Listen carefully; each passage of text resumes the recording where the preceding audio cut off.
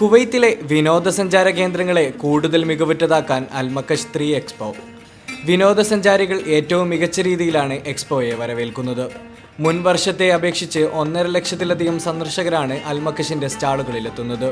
വിവിധ സാംസ്കാരിക പരിപാടികളും ഭക്ഷണ വിഭവങ്ങളുമടക്കം വലിയ രീതിയിലുള്ള പരിപാടികളാണ് ഇപ്രാവശ്യം കുവൈത്തിൽ ആസൂത്രണം ചെയ്തിട്ടുള്ളത്. കൂടാതെ കുട്ടികൾക്കായി പ്രത്യേക കളിസ്ഥലങ്ങളും മിനിയേച്ചർ മൃഗശാലയും പദ്ധതിയിൽ ഉൾപ്പെടും.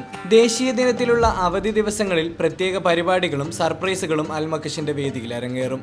വരും ദിവസങ്ങളിൽ പരിപാടികൾ കൂട്ടാനും പദ്ധതിയുണ്ട്. മാർച്ച് അവസാനം വരെ എക്സ്പോ നീളും. ഒരുപാട് സന്ദർശകർ ഇപ്രാവശ്യം എത്തിയതോടെ 12 മണിക്കൂർ വരെ സ്റ്റാളുകൾ തുറന്നു പ്രവർത്തിക്കും. ഇത്തവണ 30-ലധികം റെസ്റ്റോറൻറ്റുകളും കഫേകളുമാണ് അൽമക്കഷിൻ്റെ വേദിയിലുണ്ടാവുക.